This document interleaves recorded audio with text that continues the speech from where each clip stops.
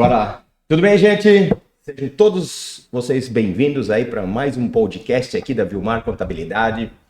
Hoje nós estamos trazendo o tema da mudanças, o que está sendo mudado sobre a reforma tributária, tá? Então, as atualizações em 2026 a gente está trazendo aí para vocês. Acompanhe a gente no nosso canal e fique sempre atualizado em relação à reforma tributária. Hoje eu tenho dois convidados, dois consultores aqui do escritório, o Marcos e a Fabiane, são especialistas nesse tema e nos auxiliam e trabalham junto aí com a nossa equipe aqui da Vilmar Contabilidade e deixando todos os nossos clientes sempre bem atualizados dentro da regra, para sempre a gente estar trabalhando sempre ajustado para todos os nossos clientes. Gente, quero apresentar aqui para vocês, então, a Fabiane e o Marco. Falem um pouco sobre vocês também. São nossa parceria de muitos anos aí também. Muitos anos, na verdade, vão acontecendo, né? Então, bom dia a todos, né? Sejam muito bem-vindos. Me chamo Marco Aurélio, sou consultor, atuo aqui na Vilmar, a gente já está um ano nessa parceria. A gente vem se especializando ao longo desse ano na reforma tributária, nas mudanças que vão acontecer e nas melhores estratégias para a sua empresa. A ideia é que a gente possa estar passando para vocês, de uma forma bem tranquila, de uma forma geral, o que são essas mudanças e quais são os impactos no dia a dia das empresas aqui da nossa região. Bom dia, pessoal. Eu sou a Fábio, sou contadora, consultora, especialista em direito tributário. A gente está aqui para falar um pouquinho sobre a reforma tributária. Um ponto muito importante que a gente precisa trazer aqui quando a gente fala sobre reforma existe muita especulação, existem muitas pessoas falando sobre reforma tributária, pegando pedaços e soltando informações que acabam deixando o empresário sem ter a ideia correta sobre o que vai acontecer com a reforma. Então, a gente está aqui hoje para elucidar um pouquinho esses pontos e ajudar a tua empresa realmente a não perder dinheiro nessa transição, né? O que é algo muito importante. Toda empresa ela vai ter que estar preparada para incorporar todas as mudanças da reforma tributária, mas com um profissional sério, com alguém que te acompanhe, com alguém que conheça a realidade da tua empresa, porque nem sempre o que vai se aplicar para o teu vizinho vai se aplicar para a tua empresa. E é isso que a gente vai conversar um pouquinho aqui hoje no nosso podcast, né? É muito importante a gente estar bem alinhado, né, Fábio Jackson, em relação aos pontos da reforma. Para ano que vem, já iniciando um pouquinho, a gente percebe com as mudanças da Lei 214, Lei Complementar 214, da qual a contabilidade ela passa a ser um ser fundamental, um elemento fundamental na estrutura da empresa. Antes, a contabilidade era vista pelo empresário como um mero emissor de cupom para poder fazer pagamento, emissor de dar e emissor de das para fazer os pagamentos. A partir da reforma tributária, a contabilidade ela é o cerne do negócio. Você vai precisar ter conversas, você vai ter que ter alinhamento, planejamento e aí você vai conseguir ter melhores resultados. Se não tiver uma contabilidade alinhada com a empresa, a tendência é nos próximos anos eles terem perda de dinheiro, terem problemas sérios em relação a tudo isso. Isso, né? É competitividade também, né? Porque se você não ajustar bem a parte carga tributária ali, hoje vamos dizer assim, é o coração do teu negócio, né? Você pode estar pagando duplicidade, enfim. Gente, o nosso foco de trazer todo esse conteúdo para todos vocês, gente, não é para gerar medo, nada disso, é gerar preparo, tá? Esse é o nosso intuito de trazer isso para vocês, tá? Bom, gente, vamos lá, vamos continuando então ao nosso bate-papo aqui. Marco e Fábio, por que o Brasil mudou o sistema tributário? Quando a gente vai analisar o discurso da criação da reforma, ele é muito bonito, né? Ele fala em igualdade, ele fala em equiparação histórica, né? Que todos os impostos que a gente tinha, eles não atendiam mais à realidade do Brasil, econômica, financeira, né?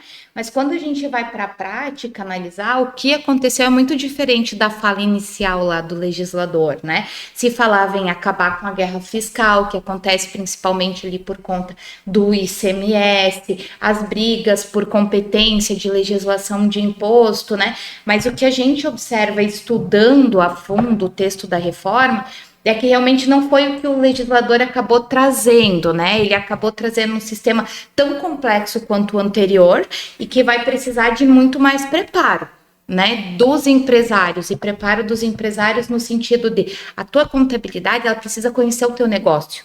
Não só receber mais os números, como ela receber um malote cheio de informações e fazer o processamento desses dados, né? Como o Marco colocou agora há pouco, a gente vai precisar, como contador, como consultor, conhecer a realidade do cliente para poder adequar ele a essa situação da reforma, porque a proposta que existiu é: vamos tirar desigualdades históricas, vamos criar uma não cumulatividade plena. Isso, de fato, não aconteceu tão bonito conforme foi o discurso do legislador, né? Porque eu entendo que lá no início, quando se começou em falar de reforma tributária, era para simplificar o sistema tributário, mas até no momento, vou te falar, o que a gente vem acompanhando, né? Essa simplificação, no meu ponto de vista, né? Eu era tão inocente lá no início, quando começou, né? Não, simplificar, vai ter um imposto tipo IVA, entendeu? Que nos outros é um imposto só e acabou. Mas teoricamente não é bem isso que está acontecendo, né? É bem diferente, na verdade, né? Você acaba tendo uma realidade de dois sistemas convivendo ao longo de anos. Então você tem a complexidade do sistema anterior e a novidade também, complexidade do novo sistema. Porque os impostos não vão virar em 2027 numa única chave, eu virei todos os impostos. Vão ser escalonadas essas viradas, e a gente vai falar daqui um pouco sobre isso. Então eu vou estar vivendo dois momentos. E como a Fábio coloca, hoje a forma que a sua empresa está tributando e o valor do tributo vai compor o seu valor de venda do seu produto. Então, tudo isso tem que ser analisado. A que metodologia de tributação está acontecendo e de qual é o valor de imposto. Então, isso vai estar tudo dentro e vai ter que ser conversado com a contabilidade, né? Ô, Fábio e Marco, hoje, a gente fala muito, assim, porque é muito questionamento. A gente já está indo um pouco mais além, né? Sim. Mas eu estou dando os ganchos aqui, a questão das alíquotas tributárias, porque as pessoas muito perguntam, já quanto é que eu vou pagar, então, agora nessa reforma? Sabe, é difícil você dizer, não, é X, é tantos por cento. Nem eu hoje não sei responder essa situação para o cliente. Então, é difícil, sabe? É aquilo que a Fábio falou, Jackson, no começo. Muita gente está fazendo chorar para vender lenço. A reforma tributária, ela já tem a lei complementar, já foi feita, a emenda constitucional que precedeu a lei complementar, dando essa autorização, digamos, para que ela existisse, estão prontas. Mas o básico, que é a alíquota, não se tem definido. Para eu poder simular, pelo menos, uma ideia para o meu cliente, sabe? Aí estão vendendo simuladores, estão vendendo isso, mas com base em que alíquota? Exato. A gente parte daquele princípio básico. Mas eu vejo que eles hoje, na internet, a gente vê isso muito rodando aí. É tanto de alíquota. É uma suposição isso ali. Então, mas só que as pessoas se agarram tanto nisso. E as pessoas começam a me perguntar, mas o fulano lá falou na internet que era tanto. Tá, eu até entendo, mas é uma suposição. Pode ser maior, pode ser menor. Exatamente. A gente teve com a implementação da Lei Complementar 214, que saiu no início de 2025, alguns pontos importantes referente à reforma tributária.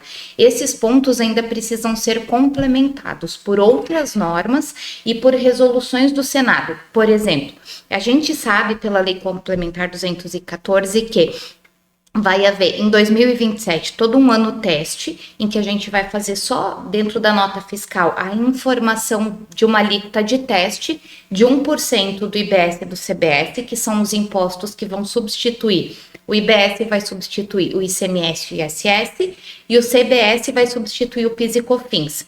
Então a gente vai fazer uma alíquota base para a Receita começar a testar o sistema dela dentro da nota fiscal, para eles começarem a testar esse acompanhamento.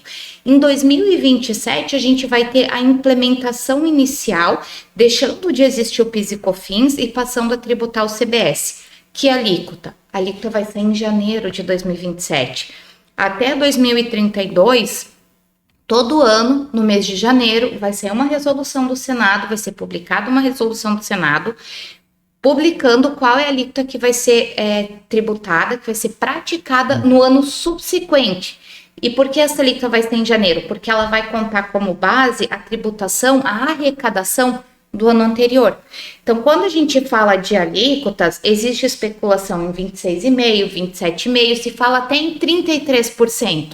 O que vai ser praticado de fato, a gente só vai saber lá na frente, em 2033. E além disso, a própria Lei Complementar 214, ela deixou um gancho para que as unidades de federação, para que os estados, eles tratem de forma independente sobre alíquotas dos produtos. Então, assim, pode continuar da mesma forma que é hoje. Eu tenho uma alíquota de referência nacional, que é X%. Que a gente não sabe. Mas o estado de Santa Catarina, por exemplo, pode definir que para tais produtos ele quer praticar uma alíquota diferente, que é o que acontece hoje. A gente tem várias unidades de federação com benefícios fiscais. Essa é a famosa guerra fiscal, né, Fábio, que tanto se comenta, né?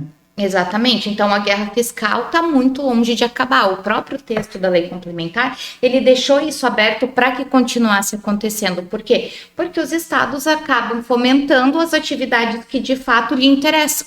E isso vai continuar acontecendo, né? E dois pontos aqui importantes, já que você até colocando, não é para assustar, a gente está aqui para informar, né? Mas o legislador deixou escrito no corpo da lei que ele pode reajustar no ano subsequente os valores dos impostos cobrados se esses não atingirem aqueles patamares que deles desejarem. Então eu já tenho em lei determinado que eu possa fazer ajuste.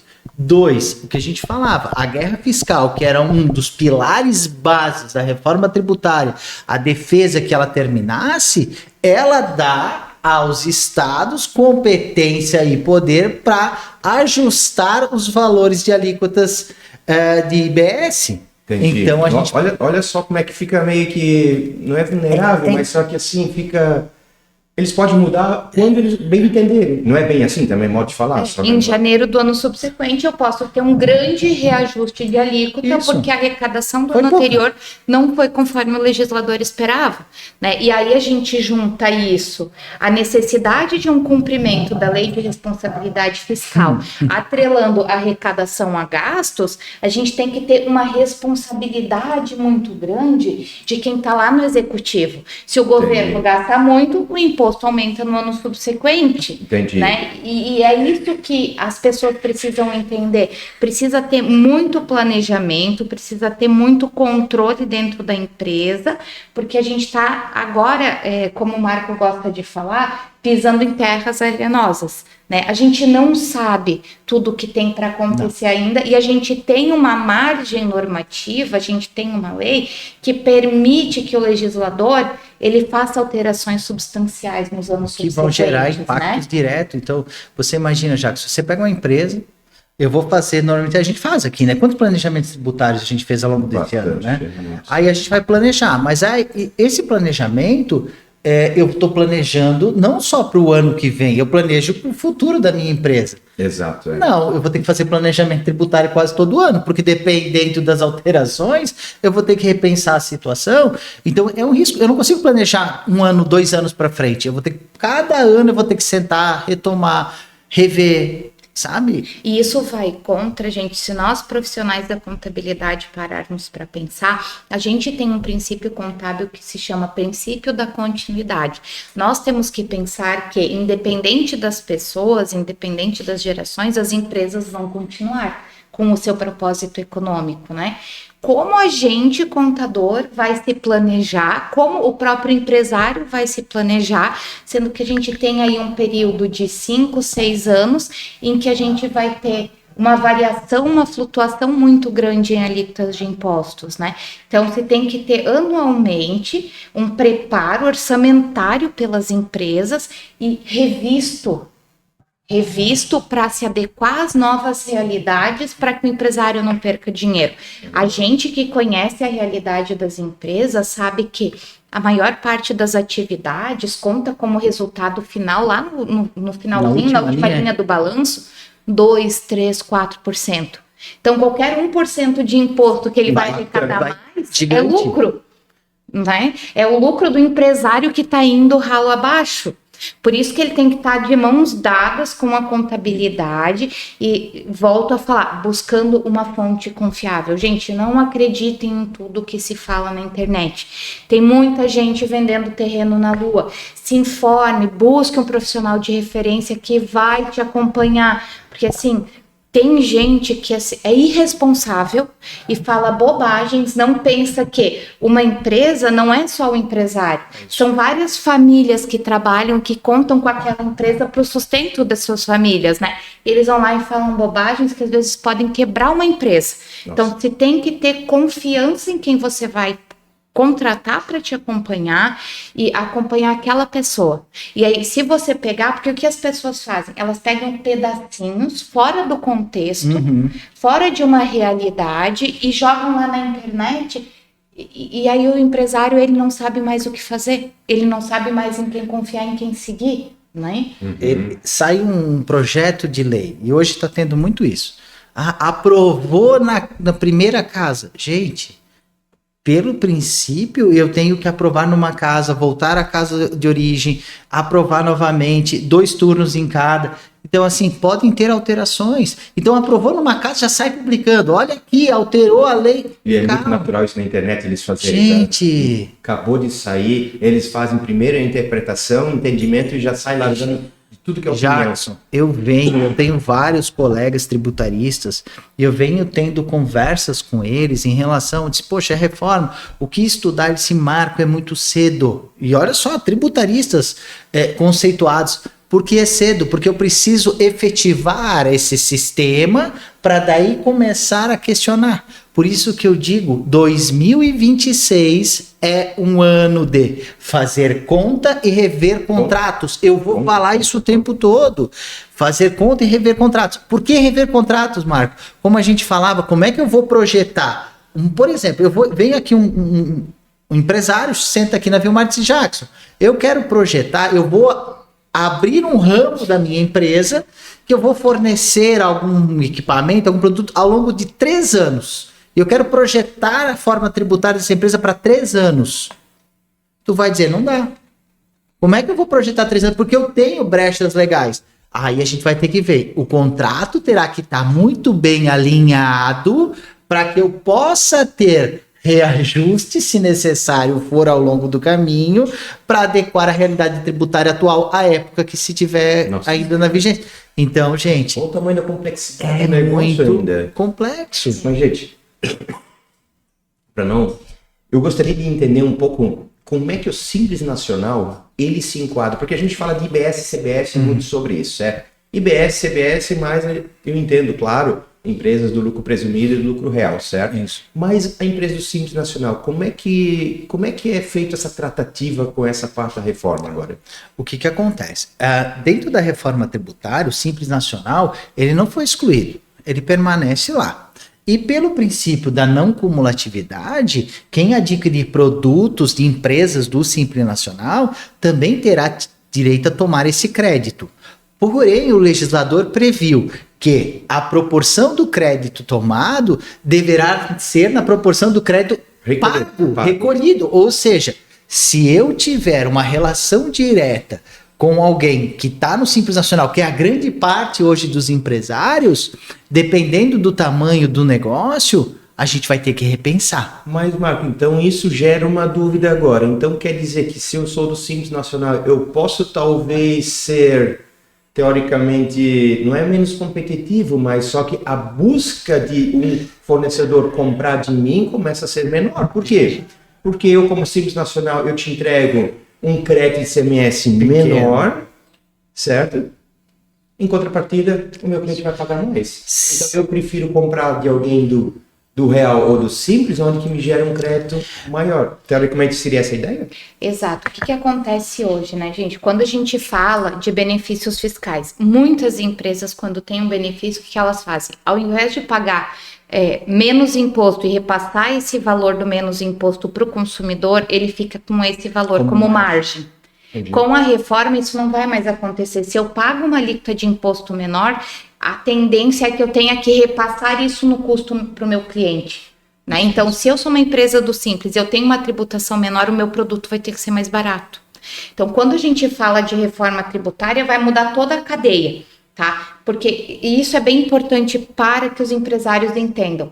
A reforma tributária, ela vai mudar a tributação do ISS, do ICMS, do PIS, do COFINS e em alguns pontos do IPI, tá? Imposto de renda e contribuição social vai continuar, que vão ter alteração. Então, se eu tiver no lucro presumido ou se eu tiver no lucro real, eu vou pagar IBS e CBS de forma não cumulativa, eu não vou ter alteração.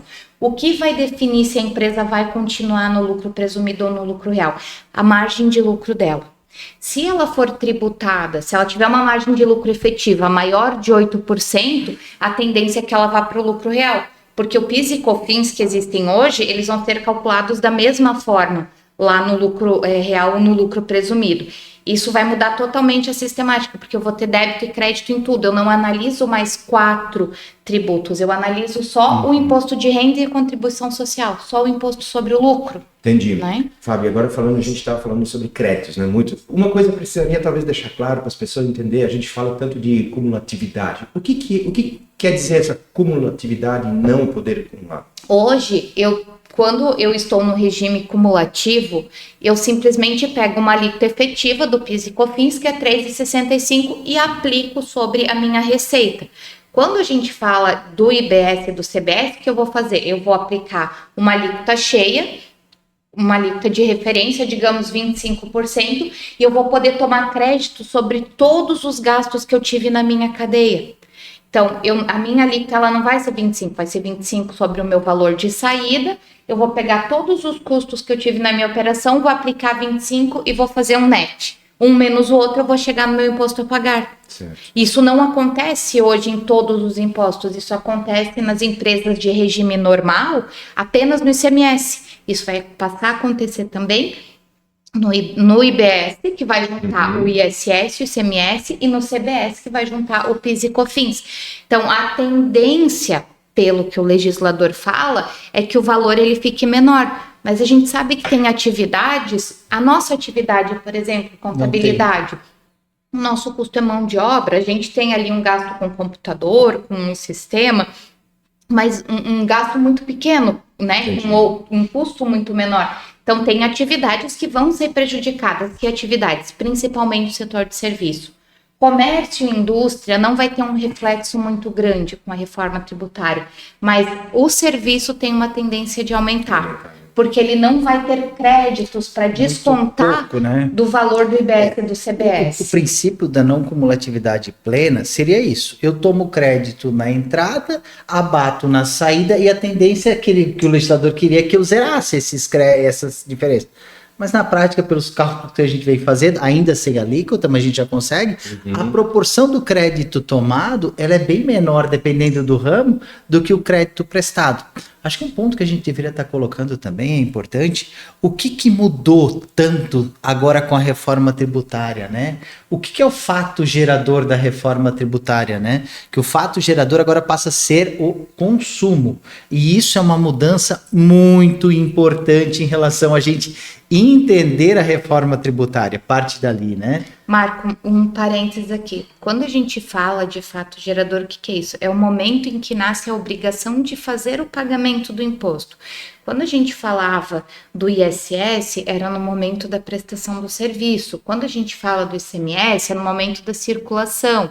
O PIS e COFINS era no momento do faturamento. Agora, tudo isso deixa de existir e passa a ser um novo momento, que é a relação de consumo, tá? E essa relação, ela pode ser entre fornecedores, entre o proprietário da empresa, né, e o consumidor final. Então, ela é entre pessoas físicas com pessoas físicas, vai passar a existir uma relação de consumo, né, sobre a tributação dos aluguéis, por exemplo, é um fato novo que entra, é uma relação de consumo inexistente, não existia até então, dessa forma, então ela passa a ser. Então, isso é bem importante a gente estar colocando também. A gente está falando bastante sobre créditos, né? Então, o Fábio e Marco, hoje a questão do crédito em si, quem é que vai calcular, quem vai, quer dizer, controlar esse crédito? Porque assim, eu tô trazendo essas informações que a gente vem escutando e os clientes vêm me perguntando como é que isso será tratado em questão nesse crédito? Hoje, o crédito, teoricamente, eu posso me creditar mesmo, por exemplo, se o fornecedor que eu estou comprando, ele não deixou de pagar o seu imposto, eu estou me creditando. Mas pelo que eu estou entendendo hoje, acho que não é mais dessa forma. Então, quer dizer, o fornecedor precisa pagar primeiro para eu ter o direito de eu poder usufruir do crédito. Agora, quem é que vai controlar isso aí? Esse é outro ponto bem importante, Jackson. O que o legislador deixou claro na norma? O crédito somente poderá ser usado mediante... o primeiro ponto é que ele seja criado, né, surja da emissão de uma nota fiscal eletrônica idônea, e 2, que esse crédito, ou seja, esse imposto tenha sido pago anteriormente, senão eu não me acredito. Então, essa é importante. Fábio, tu que estava bem por dentro, como é que é a situação hoje do que se espera dos sistemas em relação ao controle? Na verdade, né, gente, dando até um passo atrás, o que o governo fez? O que o legislador fez? Ele atribuiu a responsabilidade de fiscalização para os contribuintes, ou seja, eu cliente, tenho que fiscalizar o meu fornecedor. Mas é isso que vai acontecer. Se olhando hoje, parece que meio que humanamente impossível, porque se eu tenho um cliente que compra de 120 fornecedores, eu tenho que controlar esse meu fornecedor, se ele pagou, deixou de pagar. Por isso que o setor de compras vai passar a ser um setor fundamental. O setor de compras vai ter que andar de mãos dadas e ter uma orientação muito grande por parte da contabilidade, tá? Porque o setor de compras vai ter que analisar antes de comprar do fornecedor se esse fornecedor paga os impostos em dia, se ele é uma empresa correta. Eles utilizam na Lei Complementar 214 a expressão nota fiscal idônea. Essa nota fiscal idônea quer dizer que o fornecedor entrega todas as declarações em dia. Veja bem, a idoneidade não é só o pagamento do imposto. Né? Ela fala da entrega da declaração correta, o pagamento do imposto correto, e ela traz brechas que vão gerar muitas discussões no futuro. A gente vai tratar isso num próximo ponto. Mas a gente vai ter que acompanhar o fornecedor, entender se ele fez o pagamento do imposto, porque se ele não pagar, eu tenho um acréscimo de até, digamos que a alíquota do imposto é 30%, de até 30% no meu custo. O que vai... Porque eu vou ter que arcar? Eu vou ter que pagar? Mas aí, agora o fornecedor que não, teoricamente, vamos chamar que não seja idôneo, ou não está corretamente com a carga tributária paga por ele, teoricamente também não vou mais comprar dele. É isso. A tendência é que esse tipo de fornecedor, ao longo do tempo, suma. Por quê? Não vai, existe aqui uma forma de se falar que é o devedor contumaz, que a gente tem bastante em Santa Catarina. Ele não paga o imposto e não vai pagar e continua fornecendo e até tomando crédito dessa empresa. Isso não vai mais existir. Aí a pergunta que a gente faz, mas tem uma solução? Existe, o governo criou a solução, que é o split payment, que seria a forma de recolhimento antecipado do imposto e faria todo esse cheque. O sistema está pronto? Não está pronto. Tem previsão de ficar pronto? Boa pergunta.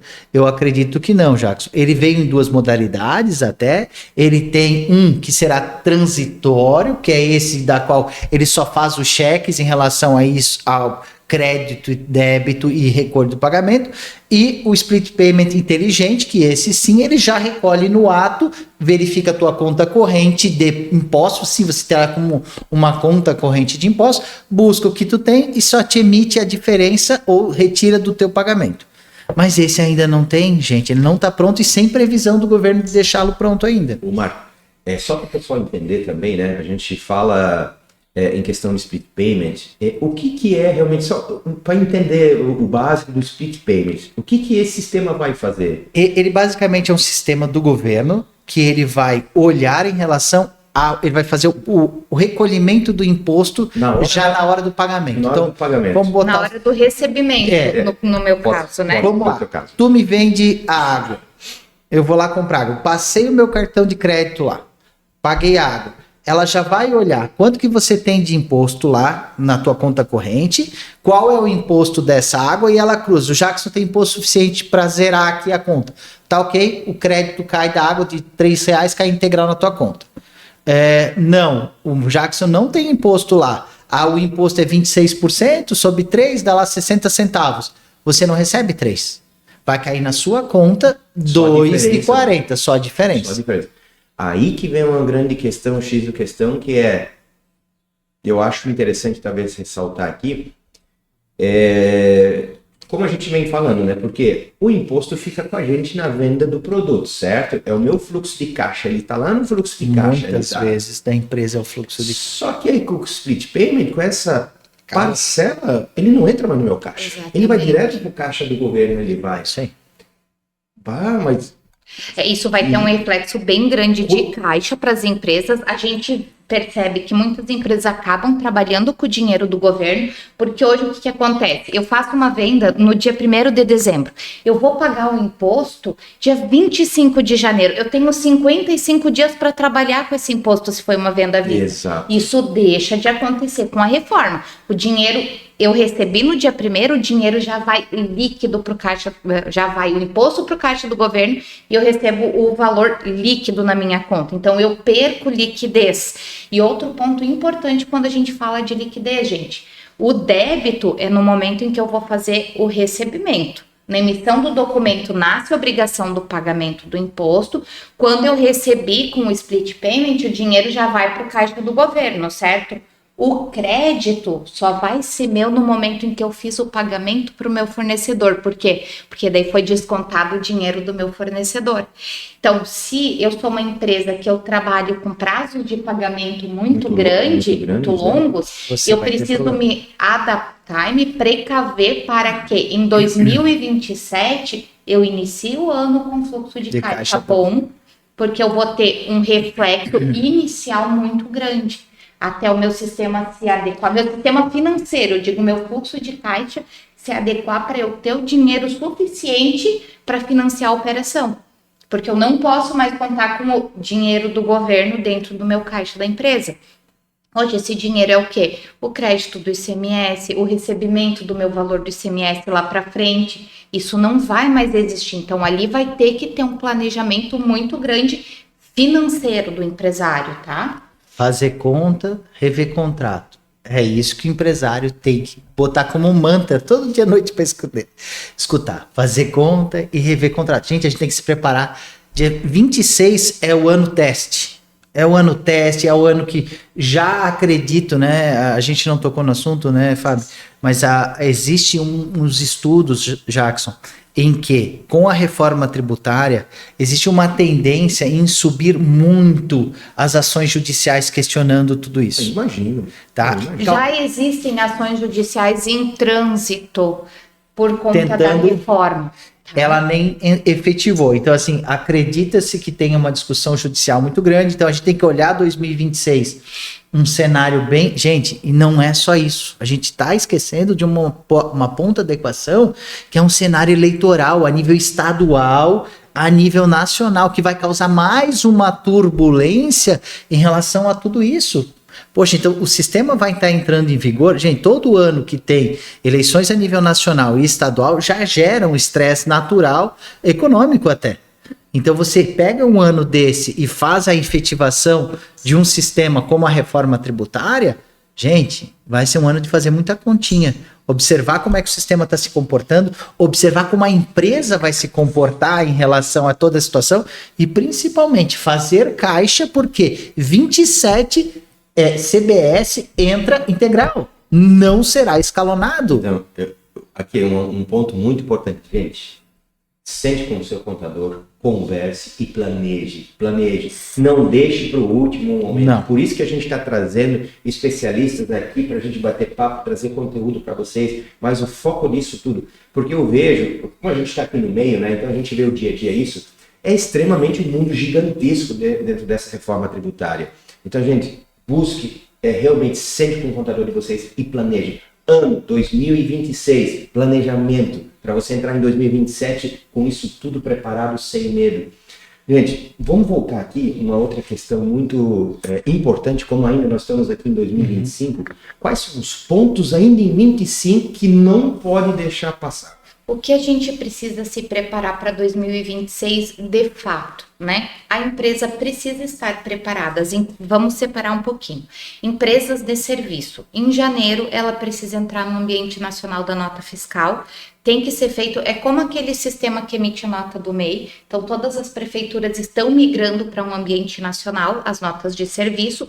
O faturamento vai ser por lá. Nesta nota de serviço tem duas informações muito importantes. A do IBS e do CBS, que tem que estar lá, é uma alíquota de 1%, então 0,9 corresponde a CBS e 0,1 a IBS, é uma alíquota informativa, ela só vai lá para a Receita começar a testar o sistema dela, tá?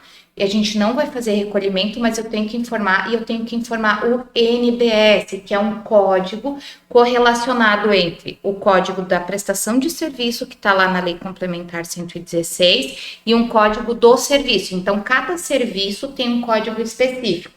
Serviço 101 tem um código NBS específico. A sua contabilidade precisa te passar esse valor. A Vilmar já enviou para os clientes quais são os códigos correlacionados. Esse código tem que estar na nota fiscal de prestação de serviço. As notas fiscais de mercadoria precisam, nesse momento, fazer a informação do IBS e do CBS dentro da tag. Tem uma tag específica que tem que estar lá dentro. O sistema precisa estar adequado. Está preparado, tá? né? O sistema que o cliente utiliza, né? Isso. Inicialmente, para 2026, gente, é isso. 2026 é o ano da gente se preparar. Então, assim, não precisa também sair desesperado agora. Assistir a live, preciso... Não. Vocês vão ter 2026, porque muitos pontos importantes ainda vão ser regulamentados. A gente tem o projeto de lei 108 de 2024, que foi aprovado na Câmara e no Senado. Está agora para a sanção do presidente. Essa lei vai trazer informações importantes. Em janeiro, a gente vai ter as alíquotas de referência publicadas pelo Senado. E aí que a gente vai começar a fazer as contas. Tá? Para o início do ano que a gente precisa ter a informação do IBS e do CBS na nota fiscal, né?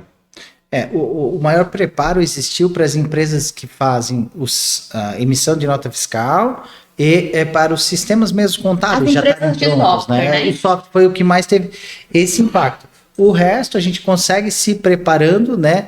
A classe TRIB também, né, Fábio, que tem que ter a equiparação dos códigos das empresas, porque ela que vai dizer qual é a forma de se tem geração de IBS e CBS ou não.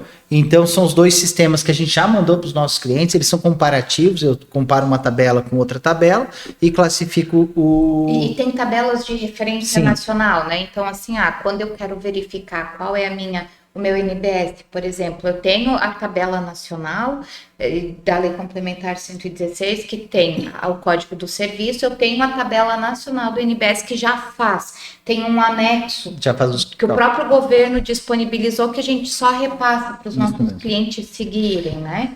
E aí sim, a partir de 26, já rodando, fazendo, aí começar a preparar a empresa para 27, 28, 29 até 33. E preparar a empresa sempre de mãos dadas com o seu contador e pensar muito no teu setor de compras. O teu setor de compras e o teu setor de custos é que vão ser os setores que precisam mais estar preparados para acompanhar a reforma.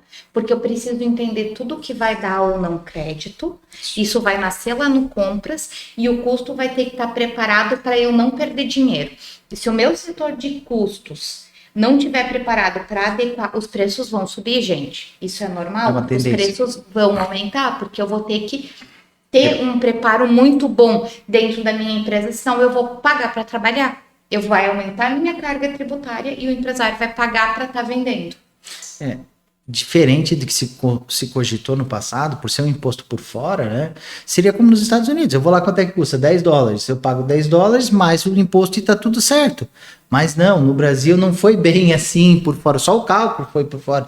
Ele ainda vai estar compondo o custo desse produto. Então, assim, É um pouquinho mais Eu tenho complexo, crédito nessa operação. Então, sempre que eu tenho crédito, o meu custo não é só aquele valor. Eu tenho que descontar o valor do crédito da matéria-prima, o valor do crédito das outras operações. Então, a gente vai ter que estar muito preparado. E quando a gente fala de contratos a longo prazo, a gente vai ter que prever nesses contratos um aumento conforme a implementação da alíquota do IBS e do CBS. Porque em 2027 a gente começa a ter a tributação do CBS, mas eu tenho a implementação do IBS, que é uma parcela grande desse imposto também, que vai de 2027 até 2032. Olha só. Então, as empresas que têm regimes especiais, as empresas que têm reduções de alíquota, as empresas que têm incentivos dos governos estaduais, vão ter que sentar, fazer muito cálculo para entender como vai ficar ao longo do tempo e, sobretudo, na virada em 2032, né? Teoricamente, então, esses benefícios, aqui como a gente é de Santa Catarina aqui, né? Então, assim, a gente tem muito, a gente utiliza os benefícios, por exemplo, nós somos muito fortes aqui na área têxtil, então nós temos benefícios fiscais aqui do estado de Santa Catarina. Em relação a isso, eles vão deixar de existir ou como é que eles, qual é a tratativa talvez, o que pode acontecer? A gente precisa entender o que o Estado vai fazer. Eu acredito que com a abertura que a Lei Complementar 214 deu para que se continue tendo alíquotas diferenciadas por parte do Estado, eles continuem existindo. Só que uma mudança muito importante aqui. Hoje, o ICMS ele é cobrado no estado de origem da mercadoria. Quando a gente fala do IBS, ele vai ser cobrado no estado de destino. Então, as empresas vão ter que se atentar à norma do cliente delas e não mais à norma do estado em que elas estão estabelecidas. Entendi. Isso que vai ser uma mudança significativa. A gente vai ter que ter mapeado dentro da empresa a norma de todas as unidades de federação para onde ela tem relação comercial. Então, se eu tenho relação comercial com 27 estados, eu tenho que conhecer a norma dos 27 estados, e não mais só do estado de Santa Catarina. Gente. É isso que vai ser primordial e estratégico para cada empresa. As empresas vão ter que procurar se aproximar o quanto antes das suas contabilidades, tenham contabilidade de confiança, que estejam preparados como a gente está.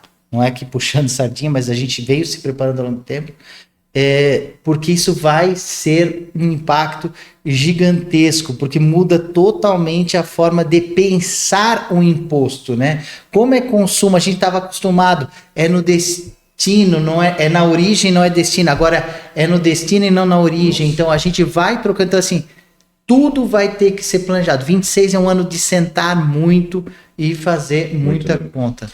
Marco e Fábio, quero fazer queria agora, na verdade, um resumo resumo não, na verdade, um pensamento de vocês fora da bolha da reforma tributária. No contexto geral disso tudo, em relação à economia, mercado, enfim, o que vocês acham sobre essa reforma hoje em relação no contexto geral? Por exemplo, eu acho que as empresas, no meu ponto de vista, as empresas vão começar a ser muito mais competitivas, porque quem realmente, teoricamente, não se adequar, ou enfim, deixa eu colocar talvez de uma forma diferente aqui, para entender se essa reforma realmente vai vir para melhorar. Eu sei que é uma pergunta um pouco complexa de se fazer, mas eu acho, porque como eu também tenho indústria, eu acredito que sim, porque a gente trabalha, que eu vejo muita concorrência desleal acontecendo. Eu vejo isso muito lá na fábrica. Então, se realmente, não é que claro, eu sempre quero que seja indo para o lado bom do negócio, sendo cada vez mais competitivo. Então, hoje, quando a gente trabalha 100% correto lá na fábrica, eu vejo muita gente que não trabalha corretamente, onde eu não consigo ser competitivo com ele. Eu acho que agora, com a reforma, eu vou começar a ser muito mais competitivo novamente. Assim, Jacques, eu vou dividir em dois momentos, eu acredito, essa resposta. O primeiro momento, trazendo por essa linha de raciocínio sua. Sim, muitas empresas, por lobby, por força, por recursos, acabam tendo os TTDs ou tendo algum diferencial, e ela acaba, como a Fábio já colocou, ao invés de botar no custo do produto, diminuir esse custo para que para o consumidor final seja interessante, que foi a origem da criação desses tratamentos tributários, desses benefícios, ele usa para a margem dele. Uhum. E tu que está pagando os impostos de forma correta não consegue ser competitivo com esse cara porque ele tem um benefício que tu não atingiu. Nesse ponto, perfeito.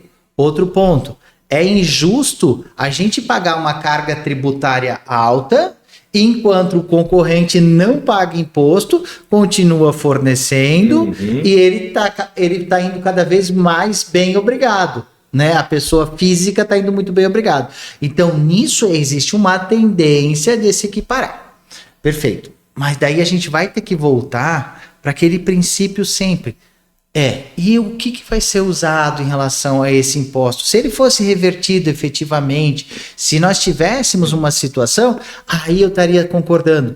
Então, assim, poxa, eu espero que o legislador bote a mão na consciência, porque o empresário vai pagar mais e vai ter uma arrecadação muito maior, e que se olhe também, não só pensando na efetividade, mas que se olhe para os municípios, para que se venham mais recursos, para que se abarque mais recursos do Estado para o município, porque muitas vezes os municípios acabam bancando. Por exemplo, eu sei de Blumenau que ele deveria estar entrando com 15% em relação à saúde, que é a sua contrapartida, que está lá na Constituição, ele entra com 27,5% e esse recurso sai, poderia estar sendo utilizado de outra forma. Então, por quê? Porque é pouco, é escasso o recurso que vem. Então, que venham mais recursos que possa fazer nesse sentido aí seria bom. Tá? Eu acho que essa é a minha opinião, Fábio. Mas a questão, eu acho que o ponto primordial com essa questão da verificação dos créditos é que essa concorrência desleal ela deixa de acontecer, né? A gente sabe que existem segmentos que eles ainda têm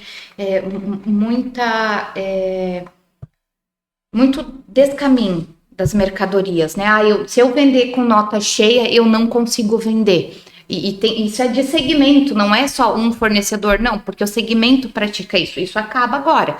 Todo mundo vai ter que pagar um imposto cheio. Ou o empresário que não paga imposto, ele vai deixar de vender. Né? Eu sempre brinco, ele sai na urina, porque o mercado não vai mais absorver esse tipo de operação, né? Então, para quem é um bom contribuinte, para quem faz, o mercado ele começa a ser mais justo. Né? A gente empata o placar e todo mundo vai jogar do 0 a 0 no mesmo jogo. Isso é importante, né? Economicamente falando, é um momento em que, assim, a gente vai ter um aumento de custo nas empresas para verificar a operação, para refazer, a gente vai ter um gasto inicial muito maior, mas a tendência é que ele acabe sendo mais benéfico, porque eu vou ter que trabalhar no meu custo, eu vou ter que trabalhar no meu preço de venda, eu vou ter que trabalhar no meu fornecedor, mas todo mundo vai ter esse custo igual. Então, vai deixar o jogo realmente empatado agora no início, mas né? Eu entendo também a posição realmente que o Marco levantou. Realmente, existem os dois lados. É que eu sempre olhei pelo lado de ser mais competitivo, né? Sim. Agora, a contrapartida também, o retorno sobre isso, infelizmente, a gente sabe como é que funciona. Está acima de nós, né? Isso está acima de nós, e se a gente não tem como mudar isso, né? Mas a gente tenta, né? A gente faz nossa parte, né? Isso. Gente, nós estamos indo para o final do nosso bate-papo aqui.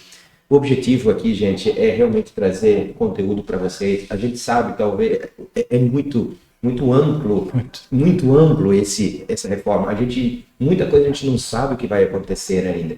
Mas, assim, gradativamente, a gente vai trazendo mais conteúdos para vocês aí. A gente vai trazer conteúdos mais específicos cada vez para vocês, porque a gente está falando aqui, por exemplo, conteúdos da prestação de serviço, incorporadoras, e-comércio, indústria, sempre são mundos diferentes, pensamentos, planejamentos diferentes. Então, assim, hoje a gente trouxe um âmbito geral do negócio em si da reforma, e gradativamente nos próximos podcasts que a gente for gravando aí, a gente vai entrando em cada detalhe, em cada área. Vocês gostariam de deixar aí um ponto assim importante que as pessoas precisam prestar bastante atenção em relação... Claro, a gente já falou praticamente todos aqui, né?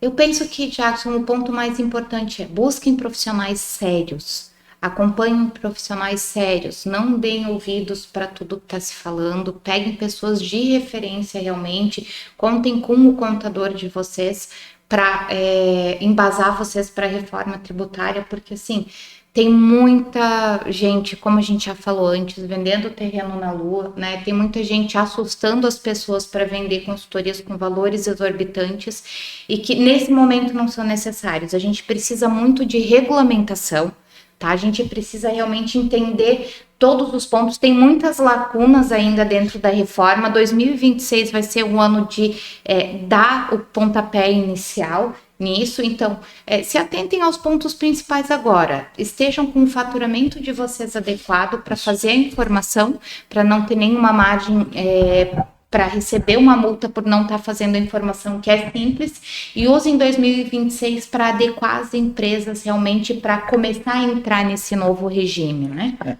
Eu corroboro com tudo que a Fábio colocou, mas eu também ainda acrescento um pouquinho. É um ano que a empresa vai ter que fazer um investimento também, Jackson. Acho que ela vai ter que procurar, junto à sua contabilidade, se ela tem esse entendimento, se não tem, procurar aí no mercado pessoas que tenham, e também vai ter que existir consultorias em relação a tudo isso. Porque uma pequena alteração, um pequeno investimento pode impactar lá na frente num custo operacional altíssimo. E nem sempre, como tu colocou, Jackson, as contabilidades têm que entender de tudo. E não só do setor que o teu cliente trabalha. Como disseste, aqui na Vilmar a gente tem cliente ramo automotivo, indústria, restaurante, pequeno empresário, microempresário, MEI, eu tenho de tudo. Então eu tenho que entender os impactos de tudo isso para o seu cliente. Mas, volto a dizer, a gente está pronto para ajudar, a gente está junto, e que 2026 seja um ano de teste, de bastante estudo, planejamento para o nosso cliente, e a gente está aqui para poder apoiar no que preciso for para eles. Show de bola. Gente, vou ficando por aqui com esse bate-papo aí no nosso podcast. Até o próximo. Fique junto conosco aí. Caso você tenha alguma dúvida, entre em contato com a nossa equipe. Nós estamos preparados em relação à reforma tributária. A gente pode orientar e planejar junto com vocês. Forte abraço para todos vocês e até o próximo episódio. Até mais, galera. Tchau, gente. Valeu.